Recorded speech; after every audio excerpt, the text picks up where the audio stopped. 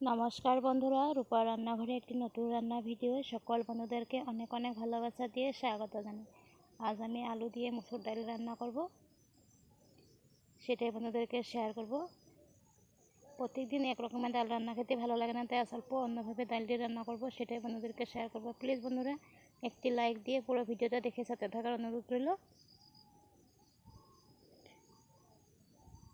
দেখুন, এখানে মুসুর ডাল আমি ধুয়ে নিয়েছি, ভিজিয়ে রেখেছিলাম, জল ঝরিয়ে নিয়েছি। আর আলু বড় বড় করে কেটে নিয়েছি, আর দুটি বড় সাইজের পেঁয়াজ কেটে নিয়েছি। পেঁয়াজের পরিমাণটা কি অল্প বেশি লাগবে, তাই। ধান লঙ্কা রয়েছে, দেখুন এগুলোকে আমি ছিঁড়ে দিয়ে গোটা গোটা রেখেছি। আর শুকনো লঙ্কা, তেজপাতা।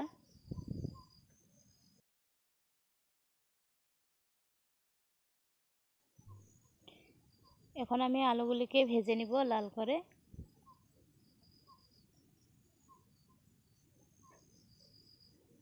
সামান্য পরিমাণে নুন দিয়ে দিচ্ছি, নুন দিয়ে আর সামান্য পরিমাণে হলুদ দিয়ে দিব। নুন আর হলুদ দিয়ে আমি আলুটাকে লাল করে ভেজে নিব।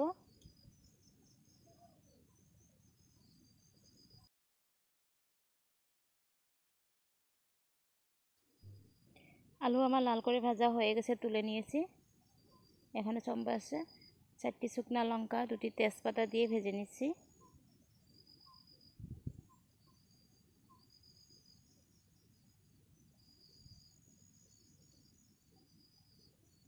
এখন কেটে রাখা পেঁয়াজগুলোকে দিয়ে দিব, সাথে আস্ত করে রাখা কাঁচা লঙ্কাগুলোকেও দিয়ে দিব।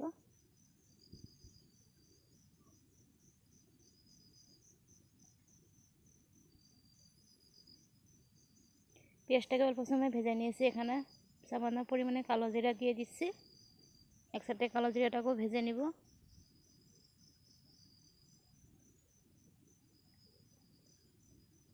এখন দেখুন, ধুয়ে রাখা মসুর ডালগুলোকে দিয়ে দিচ্ছি, দিয়ে খুব কম আছে আমি প্রায় 10 মিনিট মতন ভেজে নিব।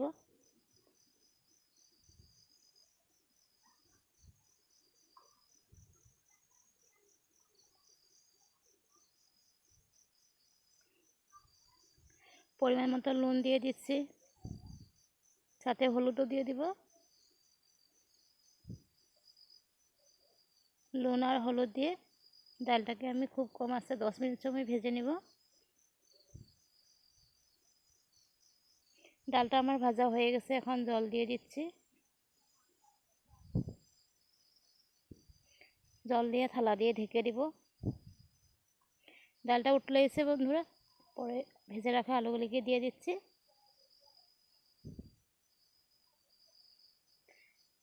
আলু দিয়ে আমার ডাল রান্নাটা প্রায় হয়ে এসেছে, নামিয়ে নিব। দেখুন আলুগুলো খুব ভালোভাবে সিদ্ধ হয়ে গেছে, ডালটাও সিদ্ধ হয়ে গেছে।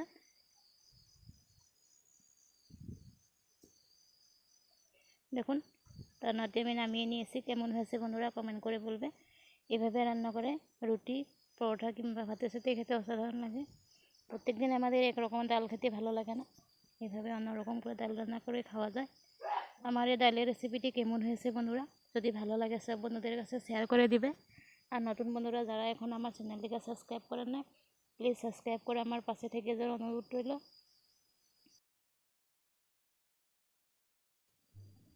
যারা এখন পর্যন্ত পুরো ভিডিওটি দেখা যাচ্ছে তাদেরকেও অসংখ্য অসংখ্য ধন্যবাদ। সবাই যেন ভালো আর সুস্থ থাকে। নমস্কার।